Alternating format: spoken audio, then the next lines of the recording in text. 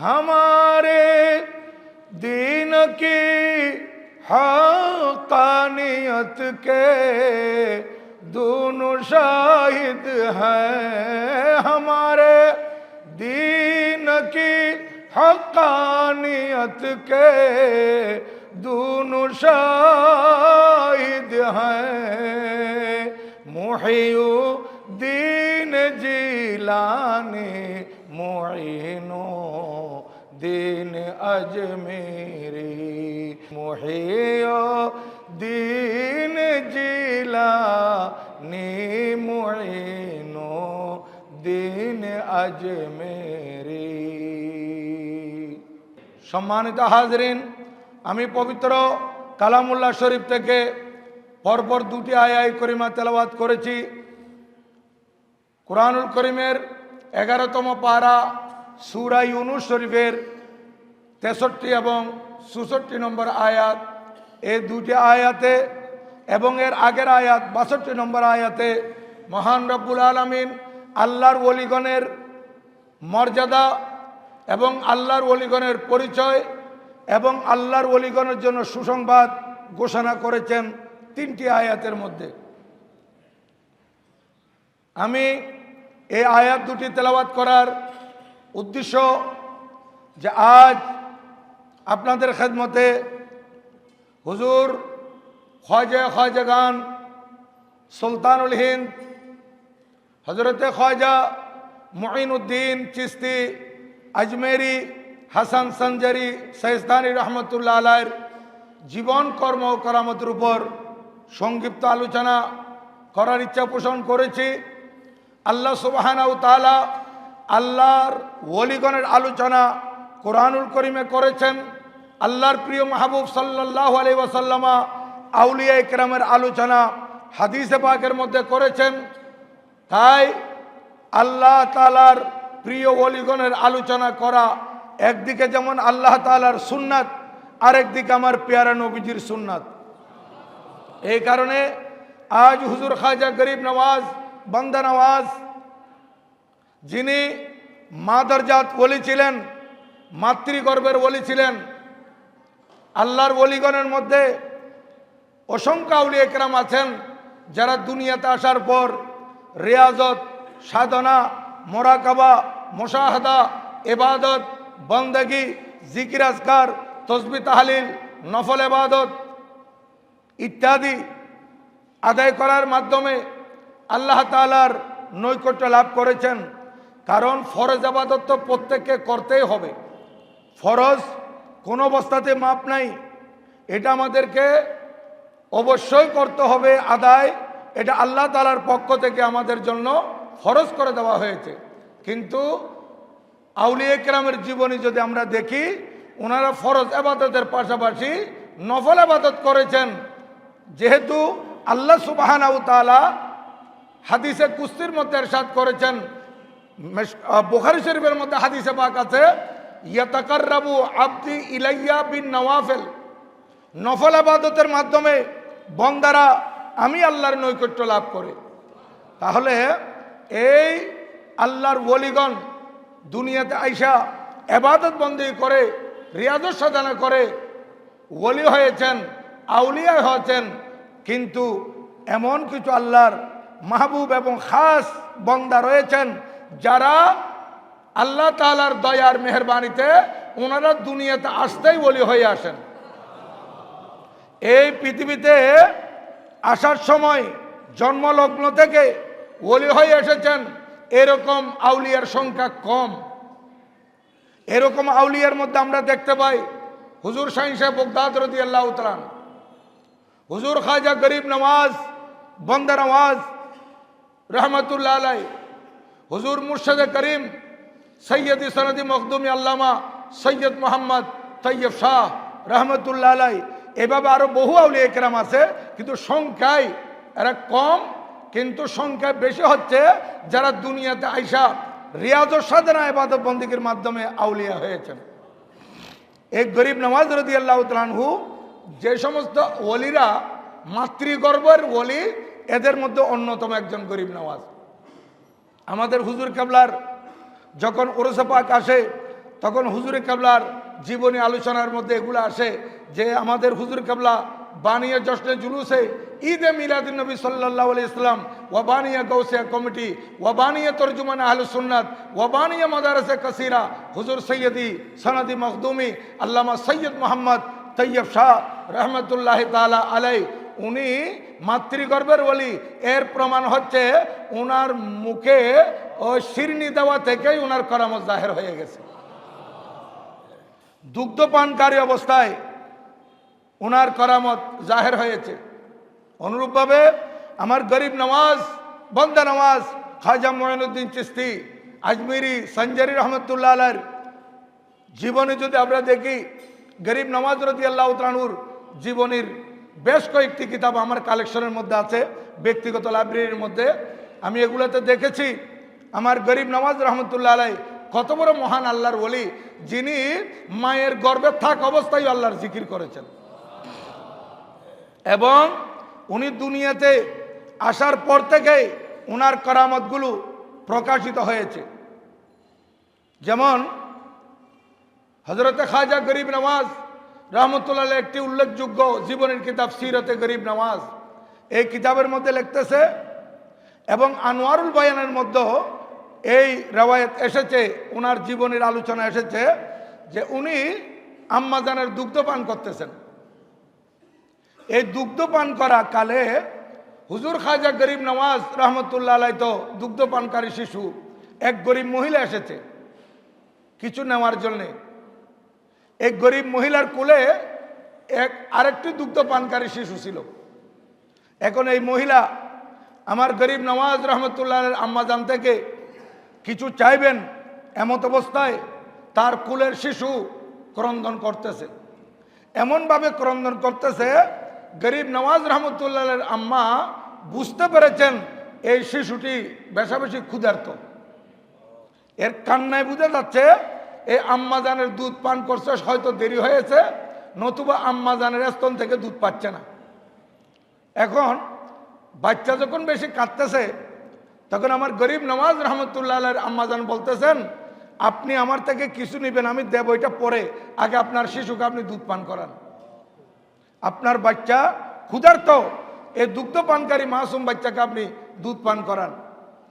তো ওই মহিলা বললেন, আম্মি জান, আমি আমার বাচ্চাকে দুধ পান করাই, কিন্তু আমি গরিব মহিলা, আমি পুষ্টিকর কোনো খাদ্য খেতে পারি না, এগুলা ক্রয় করার সামর্থ্য আমার কাছে নাই।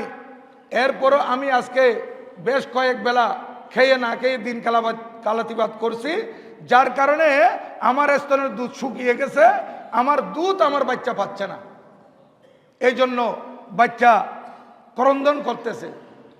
হুজুর খাজা গরিব নওয়াজ রাদিয়াল্লাহু তাআলা আনহু উনি আম্মাজানের দুগ্ধ পান করতে করতে এই কথাগুলো শুনেছেন, উনিও দুধের মাসুম বাচ্চা।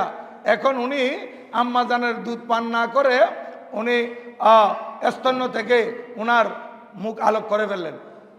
আলোক করে এই ছোট্ট বাচ্চা আম্মাজানের দিকে তাকালেন, আম্মাজানও বাচ্চার দিকে তাকালেন, আর হুজুর খাজা গরিব নওয়াজ রহমতুল্লাহ আলাইহি এই দুগ্ধ পানকারী শিশু আম্মাজানের দিকে তাকিয়ে ছোট্ট হাতের ছোট্ট আঙ্গুলে ওই বাচ্চার দিকে ইশারা করেছেন। দেখেন, ছোট্ট হাত, ছোট্ট মাসুম বাচ্চার মাসুম হাত আঙ্গুল দিয়ে ইশারা করে আম্মাকে বুঝাচ্ছেন, আম্মা আপনি আপনার থেকে ওই বাচ্চাকে দুধ পান করান। আল্লাহু আকবার, ইয়া রাসূলুল্লাহ সাল্লাল্লাহু আলাইহি ওয়াসাল্লাম, ইয়া গোসল আজম দস্তগীর, জিন্দাবাদ জিন্দাবাদ জিন্দাবাদ। দেখেন, এই দুগ্ধ পানকারী শিশু মার স্তনের দুধ পাচ্ছে না, আর গরিব নওয়াজ রহমতুল্লাহ আলাইহি উনি স্তন্য পান করতে করতে এই দুগ্ধ পানকারী শিশুর এই কথা শুনে উনি দুধ পান না করে আম্মাজানকে ছোট্ট আঙ্গুলের ইশারায় বুঝাচ্ছেন, আম্মা ওই মহিলার স্তনে দুধ না থাকলে কি হবে, আমি তো দুধ পান করতেছি আপনার থেকে, আপনি চাইলে ওই বাচ্চাকে দুধ পান করাতে পারেন, আপনি বাচ্চাকে দুধ দেন।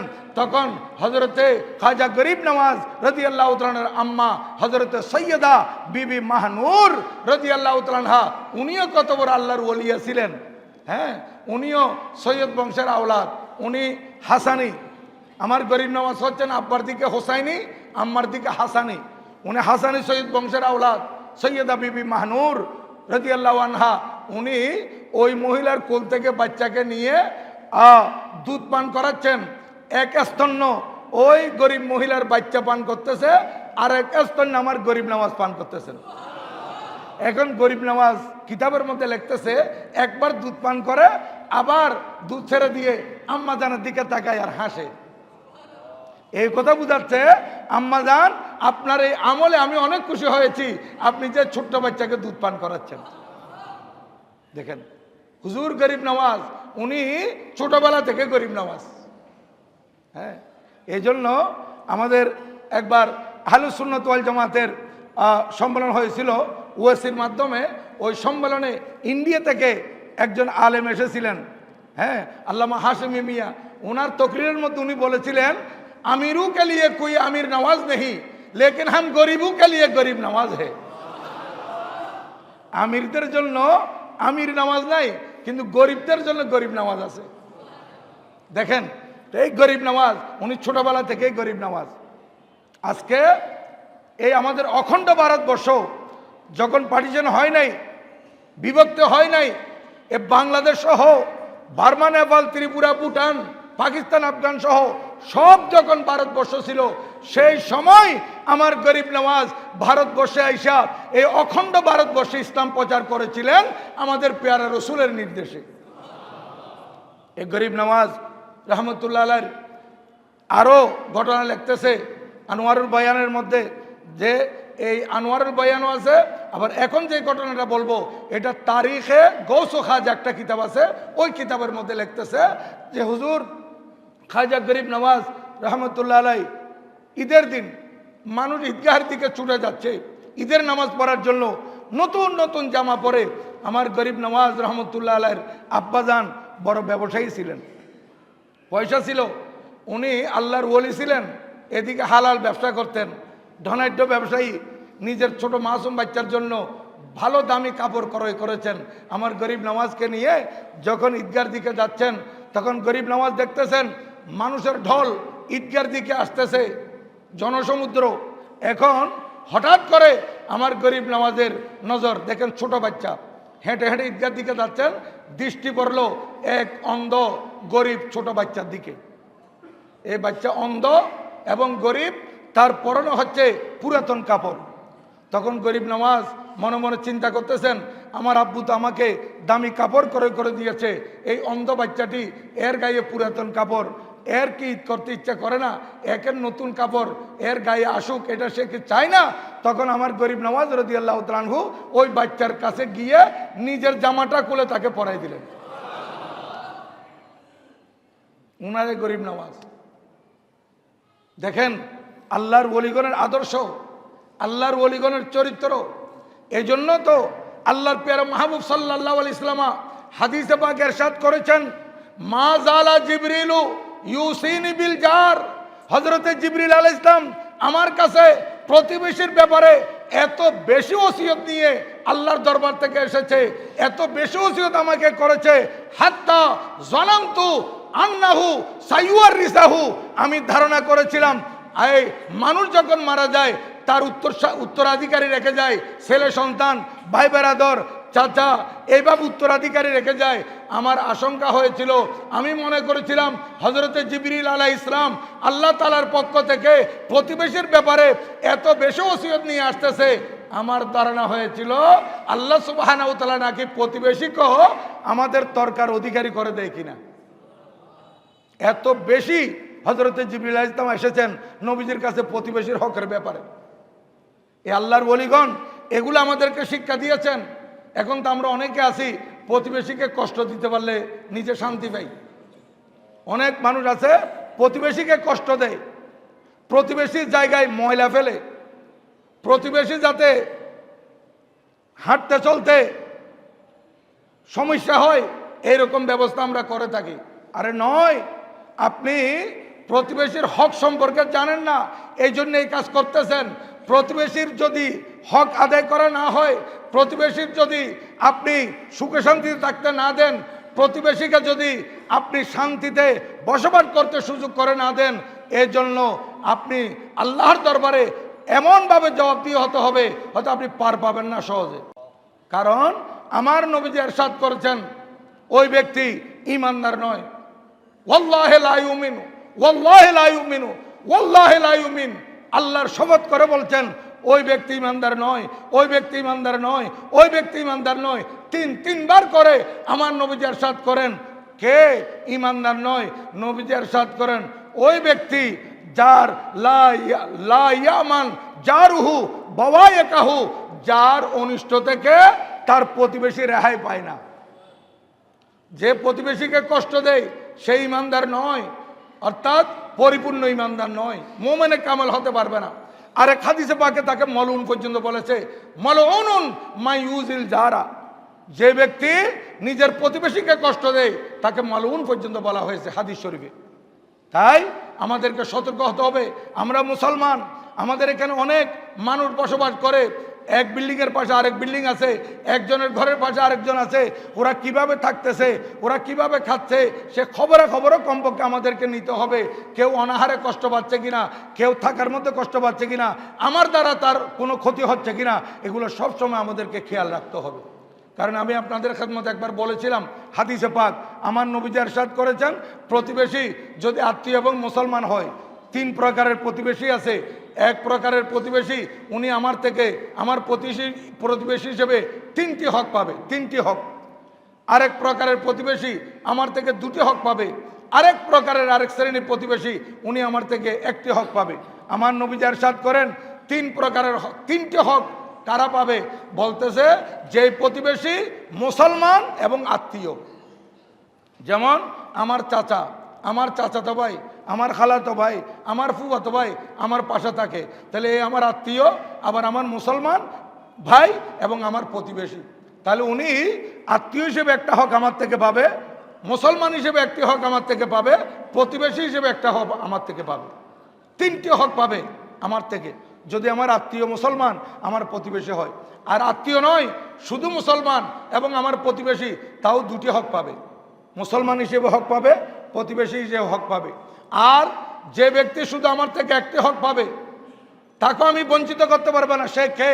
সে মুসলমান ভাই নয়, আমার আত্মীয় নয়, সে কাফের মুশরিক বেদিন ভিন্ন ধর্মের, কিন্তু আমার বাড়ির পাশে তার বাড়ি, সে আমার প্রতিবেশী। ও মুসলিম হলেও তার সুখে দুঃখে আমাকে দেখতে হবে, তার খুশিতে আমাকে খুশি হতে হবে, তার দুঃখে আমাকে দুঃখী হতে হবে। তাইলে আমি প্রতিবেশীর হক আদায় করলাম। আজকে আমার নবীজির আদর্শ চরিত্র, সাহাবায়ে কেরামের আদর্শ চরিত্র, বুজুর্গানে দ্বীনের আদর্শ চরিত্র দেখে এই প্রতিবেশী কাফের মুশরিক অনেকে মুসলমান পর্যন্ত হয়ে গেছে, মুসলমান হয়ে গেছে। তাই হযরত ইমাম হাসান রাদিয়াল্লাহু তাআলা থেকে একটি ঘটনা আছে। হযরত ইমাম হাসান রাদিয়াল্লাহু তাআলার প্রতিবেশী ছিল এক ইহুদি। সে সবসময় ময়লাগুলো ইমামে হাসান রাদিয়াল্লাহু তাআলার দিকে ঠেলে দিত। 1 দিন 2 দিন 3 দিন এভাবে প্রতিদিন দিতে দিতে এটাকে স্তূপ হয়ে যায় না, ময়লা আবর্জনা একটু স্তূপ হয়ে গেছে, দুর্গন্ধ বের হচ্ছে। কিন্তু ওই ইহুদি বারবার খেয়াল করে, কিরে আমি ওনার জায়গায় ওনার সীমানায় ময়লা ফেলি, দুর্গন্ধ বের হয়, উনি এগুলো পরিষ্কারও করতেছে না, আবার উনি স্তূপ হয়ে গেছে, উনি আমাকে কিছু বলতেছে না, ব্যাপারটা কি? শেষ পর্যন্ত তার অন্তরে কৌতূহল জেগেছে, আমাকে জানতে হবে ব্যাপার কি। ওই ইহুদি ইমামে হাসান রাদিয়াল্লাহু তাআলার দরবার আসলেন, হুজুর আমি তো আজকে দীর্ঘদিন ধরে আপনার সীমানায় ময়লা ফেলে আসতেছি, আপনি যে কিছু বলতেছেন না। বলে, আমার নবীজি বলেছেন যে প্রতিবেশী যদি ভিন্ন ধর্মেরও হয় সে একটি হক পাবে। তা আমি যদি আপনাকে বলতে যাই, আপনি তো আমার এখানে ময়লা ফেলে আপনি অন্তরে শান্তি পাচ্ছেন, আমি বাধা দিলে আপনার অন্তরে কষ্ট পাবেন না? দেখেন, আমি যদি বাধা দিই তাহলে এখানে আপনার অন্তরে কষ্ট পাবেন, এই কারণে আমি আপনাকে বাধা দিই নাই। তখন ইহুদি বলতে, ইসলাম এত সুন্দর, ইসলামের আদব কায়দা এত সুন্দর, ইসলামের জীবন ব্যবস্থা এত বেশি সুন্দর। এ আশ্চর্য হয়ে ইমামে হাসান রাদিয়াল্লাহু তাআলার জবান থেকে এই কথা শোনা মাত্র বলে, হুজুর আমি আর ইহুদি ধর্মে থাকতে চাই না, আপনার হাত বাড়া দেন, আপনার হাতে আমি কলমা পড়ে মুসলমান হয়ে যাব। আল্লাহু আকবার, ইয়া রাসূলুল্লাহ সাল্লাল্লাহু আলাইহি ওয়াসাল্লাম।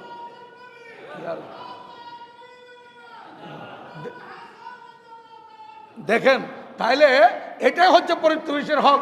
এগুলো শিক্ষা দিয়েছেন আমাদেরকে আমাদের প্রিয় নবীজি, এগুলো শিক্ষা দিয়েছেন আমাদেরকে সাহাবায়ে কেরাম, এগুলো শিক্ষা দিয়েছেন আমাদেরকে আউলিয়ায়ে কেরাম, এগুলো শিক্ষা দিয়েছেন আমাদেরকে বুজুর্গানে দিন। ওনাদের এই পৃথিবীতে প্রেরণ মানুষের চরিত্র পরিবর্তন করার জন্য, মানুষের আদর্শ সুন্দর করার জন্য, মানুষদেরকে আদব কায়দা শিক্ষা দেওয়ার জন্য, মানুষের দুঃখে দুঃখী হওয়ার জন্য, সুখে সুখী হওয়ার জন্য। হুজুর খাজা গরিব নওয়াজ রাদিয়াল্লাহু তাআলা উনি এখনো জন্মগ্রহণ করেন নাই, আম্মা জানের গর্ভে আছেন। খাজা গরিব নওয়াজ রাদিয়াল্লাহু তাআলা আম্মা জান বলেন, আমি আমার এই সন্তান যখন গর্ভে ছিল তখন আমি ভালো ভালো স্বপ্ন দেখতাম, আমি খুব ভালো ভালো সুন্দর সুন্দর স্বপ্ন দেখেছি। আর যেদিন আমার এই নুরানি বাচ্চা আওলাদ রাসূল দুনিয়াতে তশরিফ আনলো, এই বাচ্চার আলোতে আমার পুরো ঘর আলোকিত হয়ে গিয়েছিল। এই গরিব নওয়াজ দেখেন, উনি যখন ভারতবর্ষে অবস্থানরত আজমির শরীফে, তখন এখানে যিনি বাদশা ছিলেন উনি আমার গরিব নওয়াজ রাদিয়াল্লাহু তাআলার যিনি মুরিদ এবং খলিফা খাজা কুতুবউদ্দিন বখতিয়ার কাকি রহমতুল্লাহ আলাইহি, ওনার ভক্ত ছিল বাদশাহ, ওয়াক্তের বাদশাহ। এখন গরিব নওয়াজ রাদিয়াল্লাহু তাআলার দরবারে দিল্লি থেকে এক গরিব মানুষ আসছে,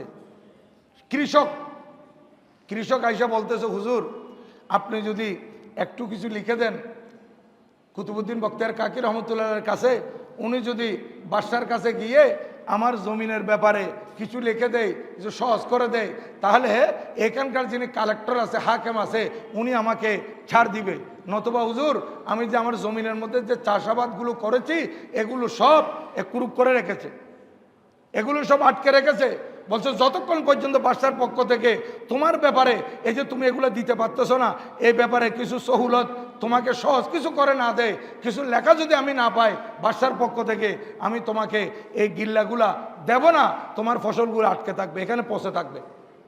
তখন সে গরিব নওয়াজের দরবারে আইসা যখন এই কথা বলছে, আমার গরিব নওয়াজ রহমতুল্লাহ আলাইহি ওকে কিছু বলেন নাই যে আমি যাব লিখে দিব, এরকম কিছু বলেন নাই। হুজুর গরিব নওয়াজ রহমতুল্লাহ আলাইহি ভিতরে গিয়ে জামা কাপড় পরলেন, দিল্লি যাওয়ার জন্য প্রস্তুতি নিয়ে নিলেন নিজেই। দেখেন, আপনারা জানেন আমরা এই দিল্লি থেকে আজমির শরীফ আমরা আসি, দ্রুতগামী ট্রেন হইল প্রায় 6 ঘন্টা 6.5 ঘন্টার মতো লাগে, 8 ঘন্টার মতো লাগে। তাহলে দেখেন এইভাবে খাজা গরিব নওয়াজ রহমতুল্লাহ আলাইহি পায়ে হেঁটে চলে যাচ্ছেন, ওকে নিয়ে বলতেছে, আসো তুমি আমার সাথে, আমি দিল্লি যাব।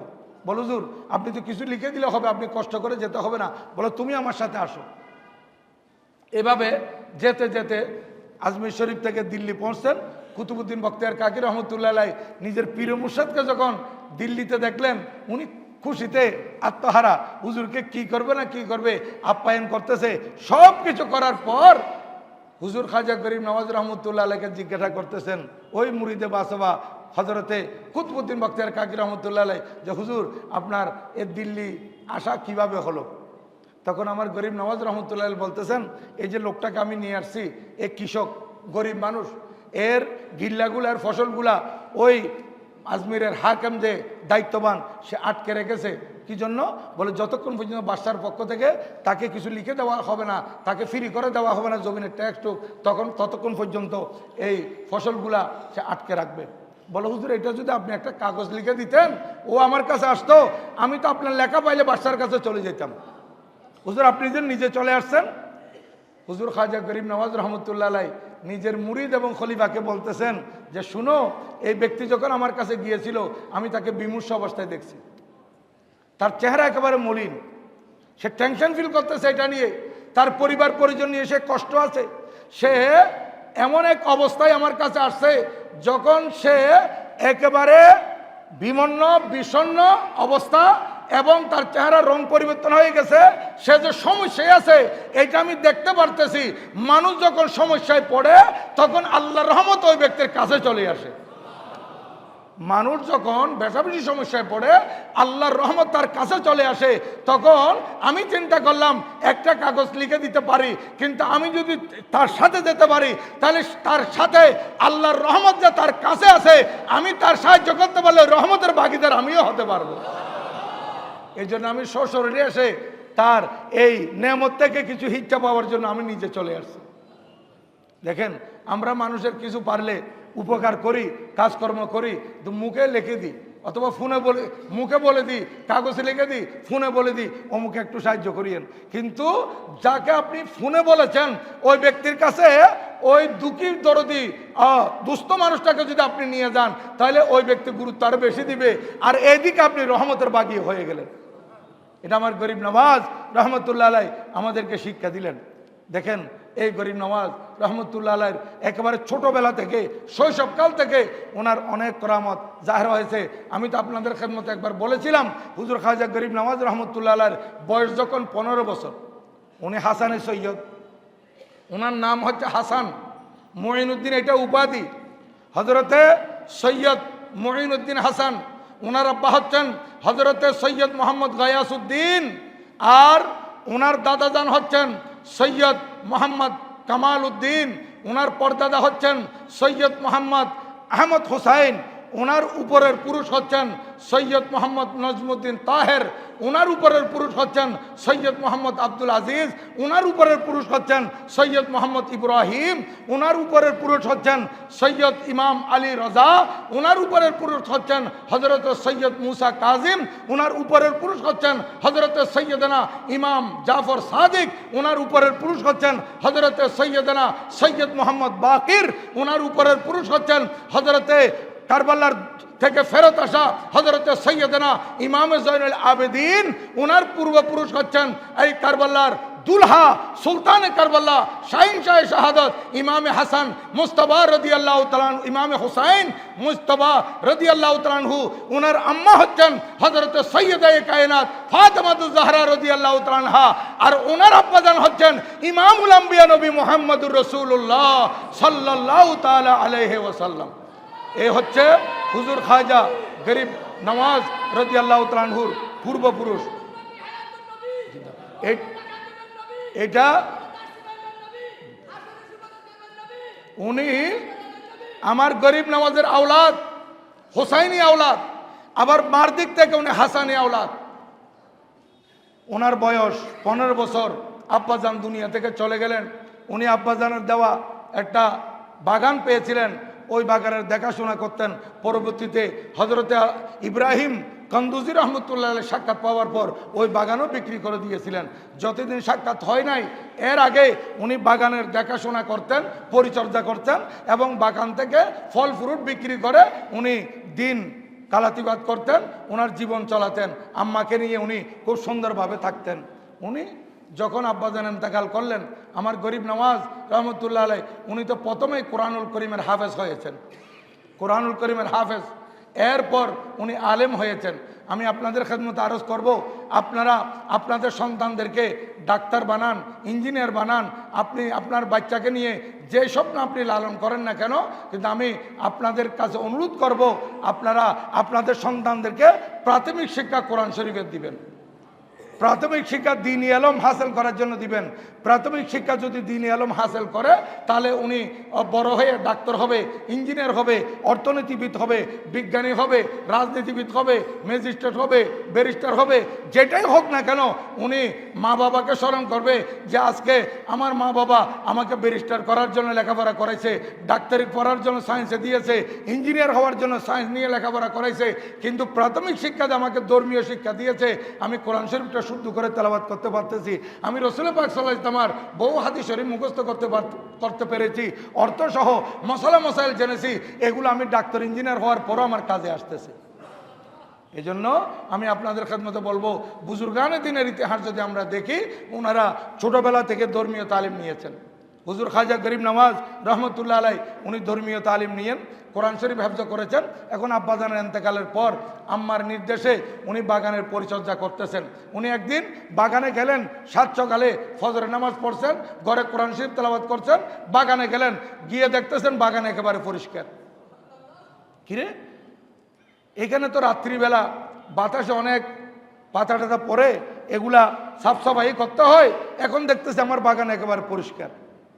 পরিষ্কার বাগানে বসে উনি কোরআন শরীফ তেলাওয়াত করতেছেন, পানি টানি দিয়ে চলে আসছেন।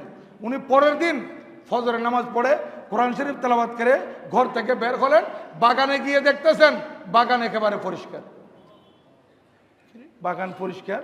এটা আমি তো কোনো এখানে লোকজন নিয়োগ দিই নাই যে সকালবেলা এসা আমার বাগান পরিষ্কার করবে, রাত্রিবেলা বিভিন্ন বাতাসে এখানে গাছপালার পাতা টাতা পড়বে, এগুলো আমি পরিষ্কার করব। আম্মা বলছেন সাফসফাই রাখার জন্য, এখন দেখতেছে আমার বাগান একেবারে পরিষ্কার।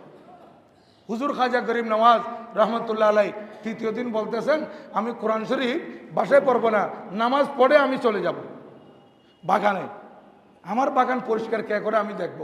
উনি এইদিকে কোরআন শরীফ বাগানে গিয়ে পড়ার জন্য ফজরের নামাজ পড়া উনি বাগানে গিয়ে দেখতেছেন ওনার বাগানের মধ্যে ঝাড়ুর আবার শোনা যাচ্ছে, ঝাড়ুর পরিষ্কার হচ্ছে বাগান, আর ঝাড়ু দিয়ে পরিষ্কার যে করছে, কারা পরিষ্কার করতেছে এই লোকগুলোকে দেখা যাচ্ছে না, কিন্তু ঝাড়ুর আওয়াজ শোনা যাচ্ছে।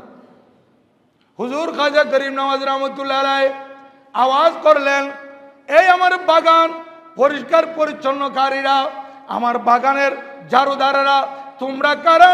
তোমাদেরকে তো আমি দেখতেছি না, আজ 2 দিন ধরে আমি বাগানে এসে দেখতেছি তোমরা আমার বাগানকে পরিষ্কার করে রেখেছ।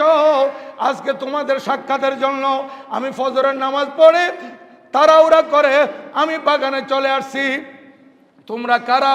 আমাকে একটু দেখা দাও, আমাকে সাক্ষাৎ দাও। আর আমার বাগান বিনা পারিশ্রমিকে তোমরা কেন পরিষ্কার করতেছ? আমি তো কাউকে নিয়োগ দিই নাই, টাকা পয়সা মাসিকভাবে দেওয়ার কথা বলি নাই। তোমরা কারা আমাকে বলো। এই কথা শুনে হঠাৎ করে গরিব নওয়াজ রাদিয়াল্লাহু তাআলা আনহুকে আওয়াজ দিয়ে বলতেছে, হুজুর আমরা মানুষ নয়, আমরা হলাম জিন জাতি। হুজুর আমরা মানব জাতি নয়, আমরা জিন। তো তোমরা জিন, আমার বাগান পরিষ্কার করতেছো?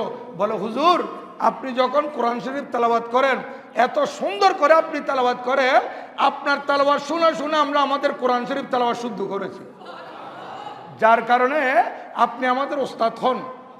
তো উস্তাদের বাগানের খেদমত করা তো ছাত্রের অধিকার তো ছাত্র রাখে। এই জন্য হুজুর আপনার থেকে কোরআন শরীফ শিখছি বিদায় আমরা আপনার বাগান পরিষ্কার করতে প্রতিদিন চলে আসি। যেহেতু আপনি নবীজির আওলাদ, আপনি এখনো ছোট, আপনার কষ্ট হবে, এই জন্য আমরা আয়সা আপনার বাগানটা পরিষ্কার করে দিই। হুজুর গরিব নওয়াজ রহমতুল্লাহ আলাইহি এই জীবন দেখেন কত সুন্দর, ওনাকে যে কারা কারা খেদমত করতেছে আল্লাহর পক্ষ থেকে আইসা।